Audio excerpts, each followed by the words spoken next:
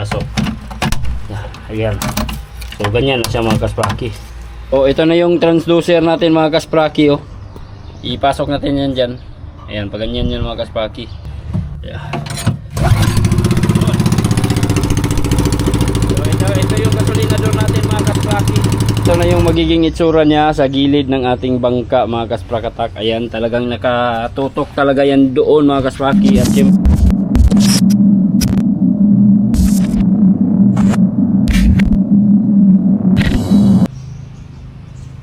good morning mga kasprakatak. Ayan, update tayo sa bangka mga kaspraki.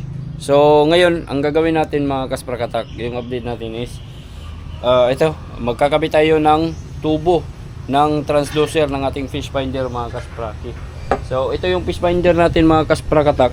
Ayan, ito yung mounting natin. Ayan, ikakabit ko dito, ilalagay ko dito mga kasprakatak, para dito yan natin ilalagay. So ipakita ko lang sa inyo mga kasprakatak kung paano natin to gagawin mga kasprakoy ha. Okay, so ayan na yung engine natin mga kaspraki. Maliit lang na bangka talaga to ha. So ito na yung update mga kaspraki. Ito yung mismong pinaka fish finder natin mga kasprakatak. Ayan.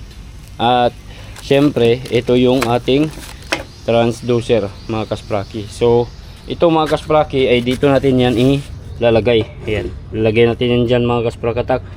Okay, so sa mga ano pala dyan, sa mga baguhan mga kaspraki na hindi pa nakapagpakabit ng fish finder para sa kanilang mga bangka, ito panoorin nyo tong vlog na to mga kaspraki, dahil ipapakita ko sa inyo at ituturo ko sa inyo kung paano gagawin mga kaspraki sa mga baguhan lang, no? Kasi marami ding nagme-message sa akin mga kasprakatak kung paano daw ilagay yung mata.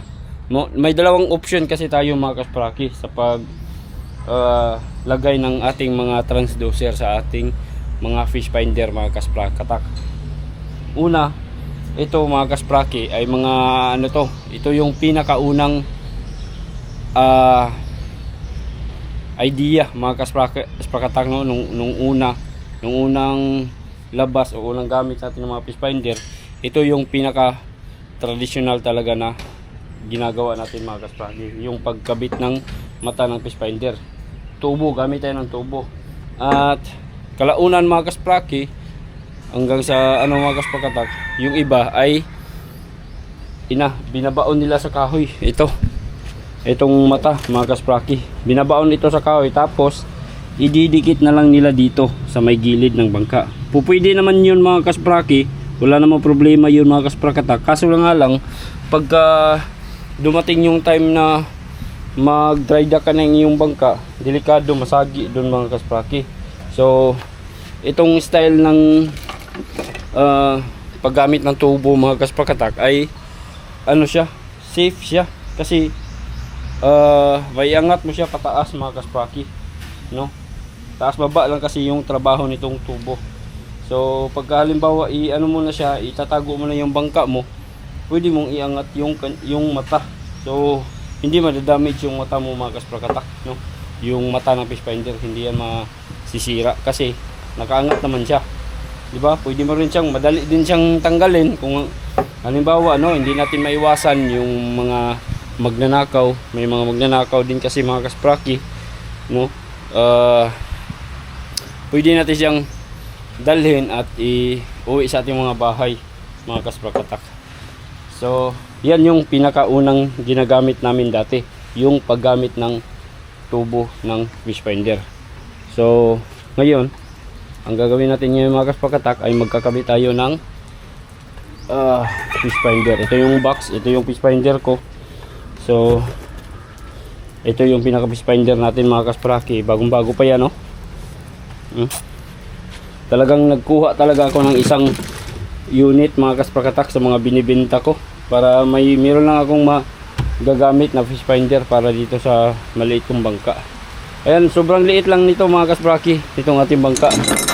Ay, niulan na yun mga kasprakatak. Makalangan sa trabaho. So yun mga kaspraki, dahil wala akong kasama tapos maulan pa, no, pakita ko na lang sa inyo at i-explain ko na lang sa inyo mga kasprakatak kung paano ko ikakabit ito. So sa ngayon mga kasprakatak, ilalagay ko dito for temporary lang muna kasi mga kaspraki, ayan, may guhit na yun dyan. So dyan talaga yung lagayan nya. Temporary lang to mga kasprakatak para may ma-demo ko sa inyo, no?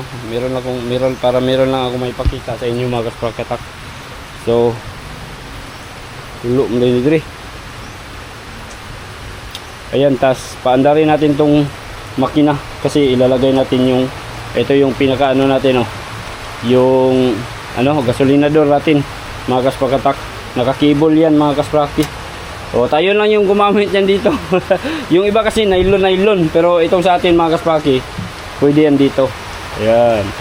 So maganda din, oh, mga kaspraki. Ayan natin, kusog mo ng ulan, sa ulan ni Ron, pastilan langan dyan eh. Ulan-ulan mga kasprakatak, tas titigil, mamaya ulan naman. Oh, wala dito tayo mahimo ni Ron.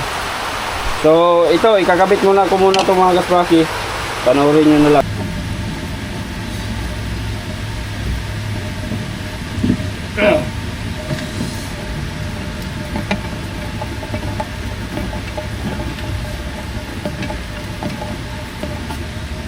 Walang barina reading. Iwa siguro.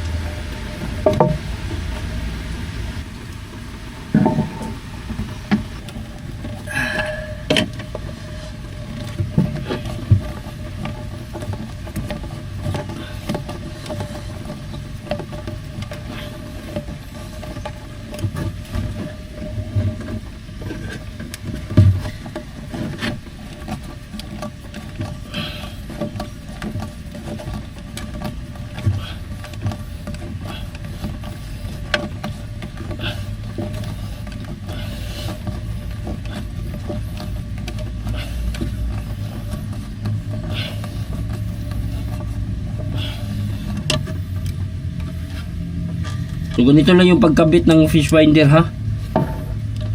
Yan. Sa mga baguhan dyan na gustong matuto, yan, panoorin nyo lang mga kaspraki. Ito yung pinaka mountain yung kinakabit natin. Yan. Yan yung pinakauna. Tapos ito, yan na lang natin yan dyan, oh. Ganyan lang yung pag, oh, tapos mag ano man yan, oh. Ikuyok naman na siya. Okay. Ayan.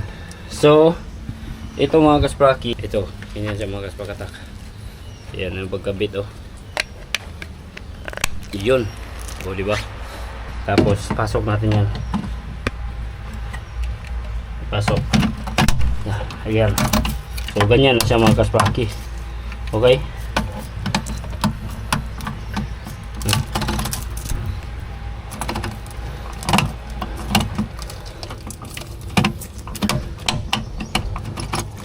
Ang ganyan lang yan mga kasprakatak. So meron na tayong fish finder, di ba? So kulang na lang is yung ang kanyang ito transducer. Kakabit pa natin to mga kasprakatak. Okay. So meron na tayong fish finder ng ating bangka. Yan, tinago ko lang dyan mga kaspraki. Kasi halimbawa pag nangingisda tayo, maulan. So nakatago yung ano natin gadget para hindi siya mabasa. Safe siya mga kaspraki. Okay. Sobrang liit.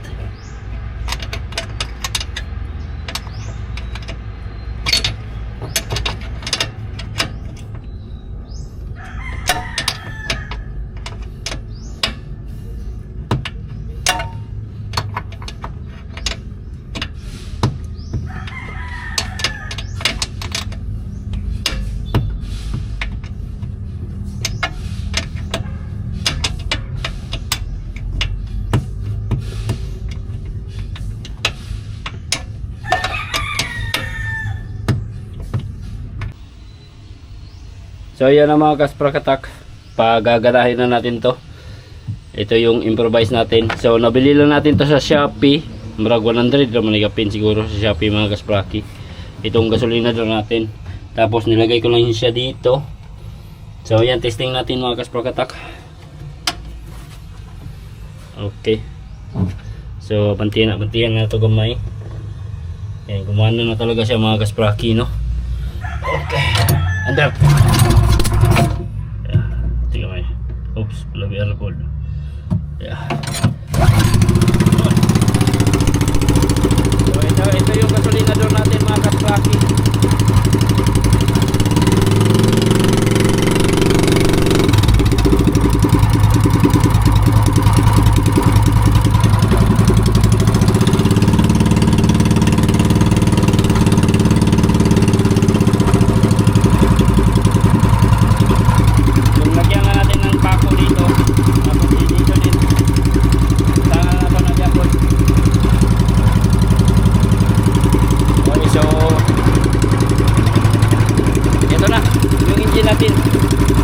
Umaandar na siya mga kasprakatak, pero nasa ano pa tayo.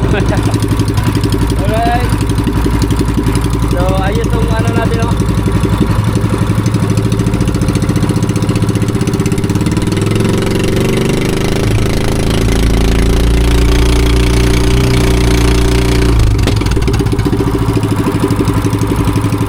Okay, ayos magaling mga kaspraki. Meron tayong gasolinador. Ipitan pa natin yan mga kasprakatak.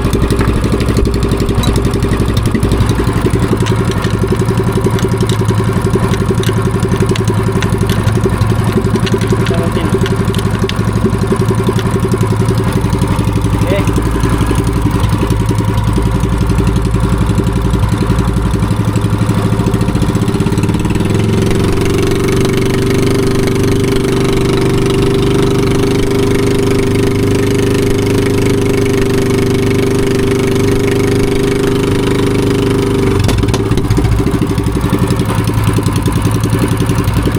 Dito mga kasprakatak, oh, iwan ko lang kung masasagi niya yung tali dito sa may tarik. Nabaloktok ko na yan, oh.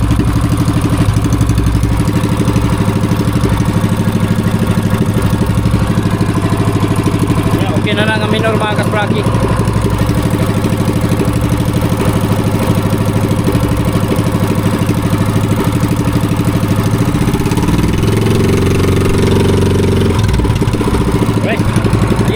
Ayos. Okay mga kaspraki, goods yung ano natin, no?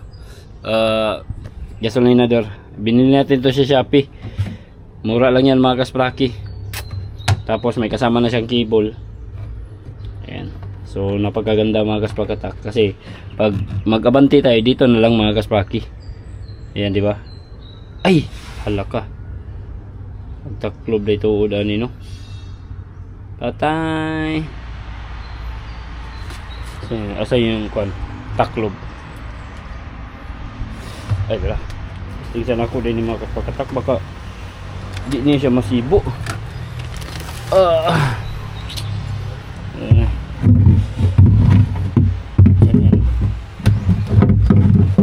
Okay lah. Sakto lang mga kasprakoy.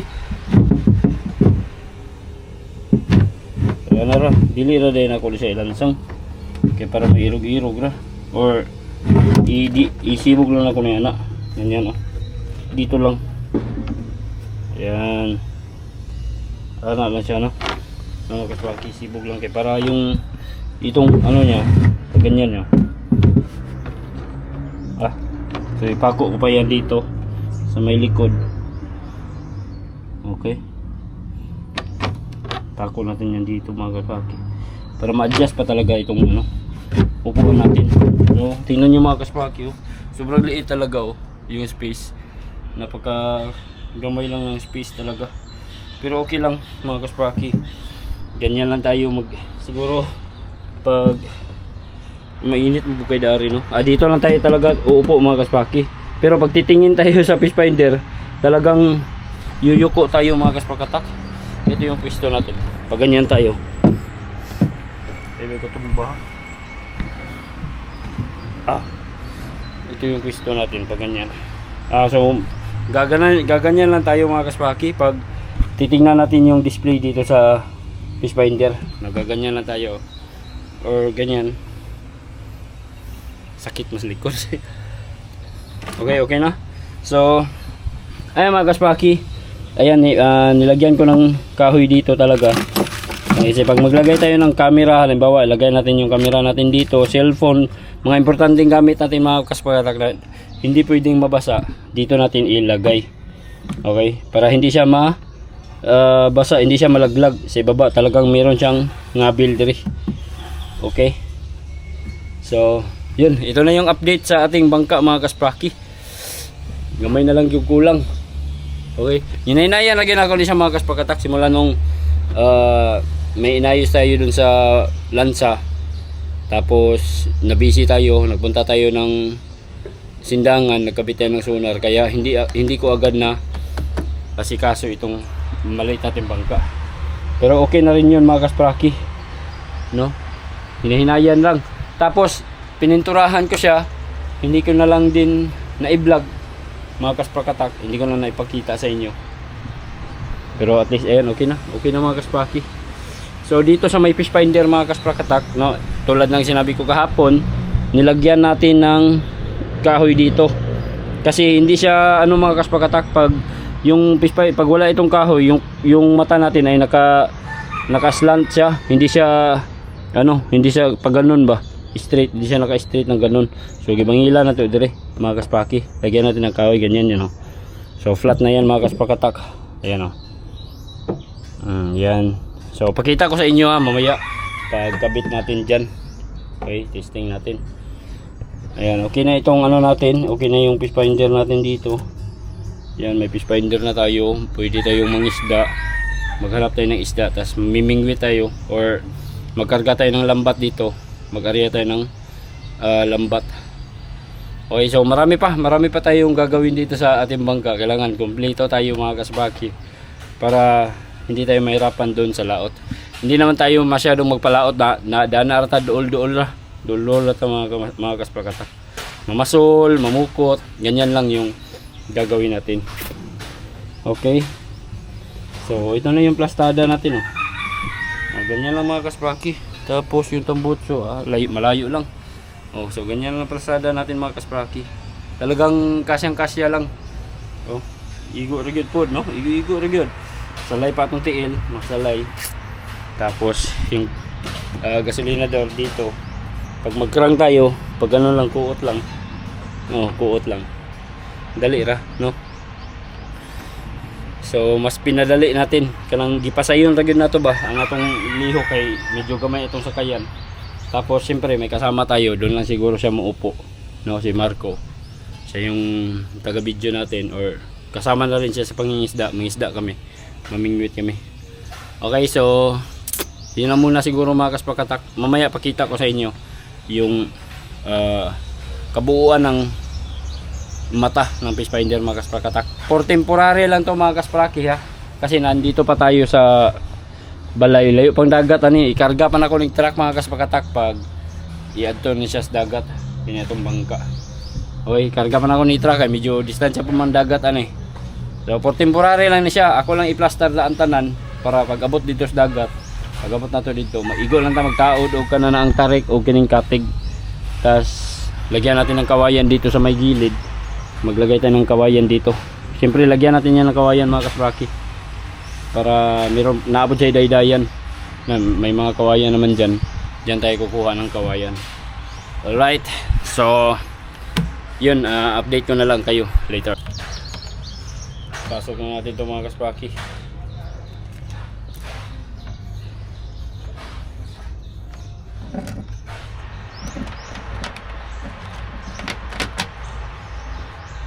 Sana makarating sa dulo. Huwag mapilo. Huwag mapilo, magbutang yung PC ayaw talaga.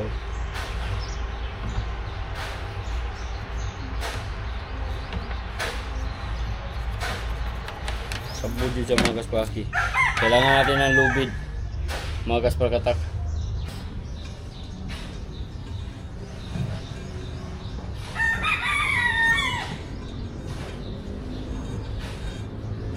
Yan. Ito na yung dulo, mga kaspraki.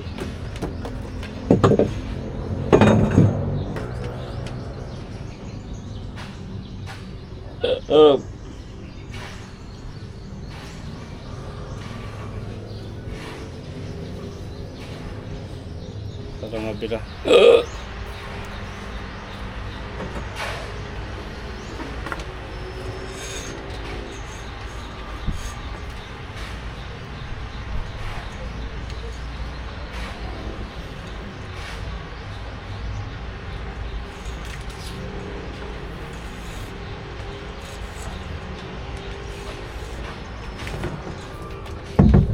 Okay, lumabas sa mga kasprakatak.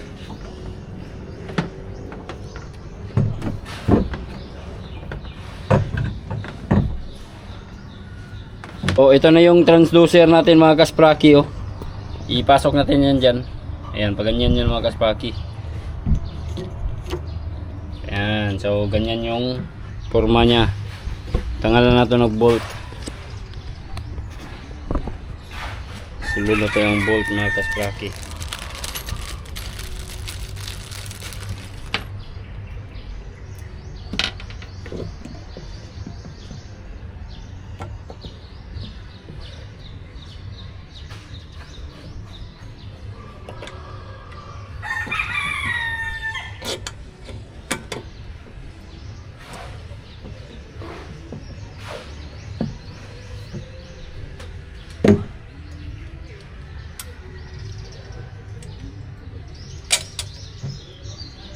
Okay.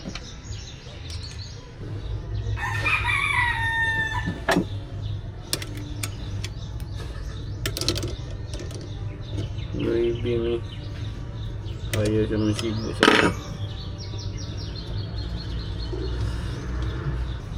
tapos pliers. Where is yung pliers?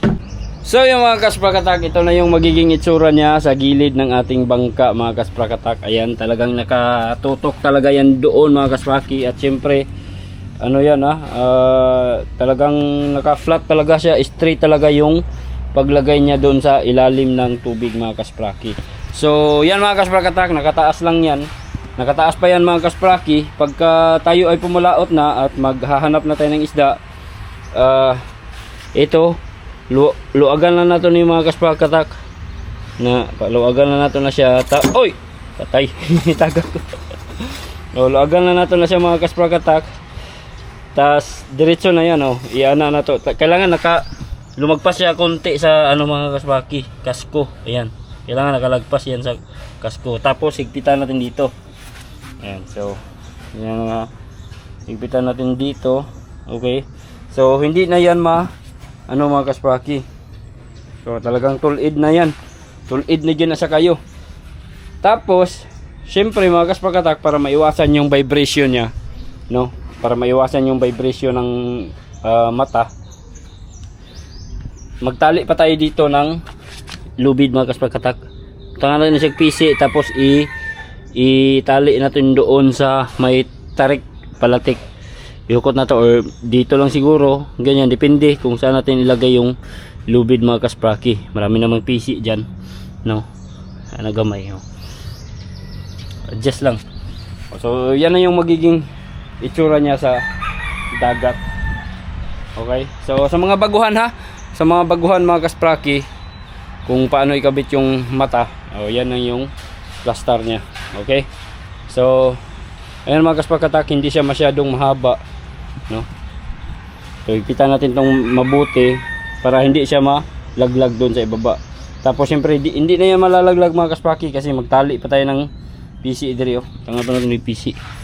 Okay, para dili yan siya vibrate, magdagan. Inanaragyan na siya yung plaster, mga kasprakatak. So pwede na tayong makapag-scan, di ba? So ganyan lang. Tas ito yung fish finder natin. So sumobra yung natin, mga kaspraki. Talagang napaghaba nitong wire. Sobra talaga to. mataas. Ato ra ni lukuton. Putol na to ni diri sa sulod. Puso na ito ni diri sulod mga kaspraki. Ato lang ipaangay ya. Ikabit mo na ito na dana sa iyang monitor.